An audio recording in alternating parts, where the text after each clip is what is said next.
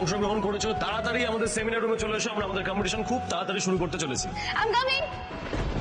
বড় প্রবলেম হয়ে গেছে মামনি। স্যার যে কম্পিটিশনটা অর্গানাইজ করেছিল, এখন আরিয়া মানে শ্রী ও ওখানে নাম দিয়েছে। ভয় লাগছে আবার দুই বোনের মধ্যে কোনোভাবে। গৃহপ্রবেশ সিরিয়ালের আজকের ফুল পর্বটি দেখতে হলে তাড়াতাড়ি সাবস্ক্রাইব করুন।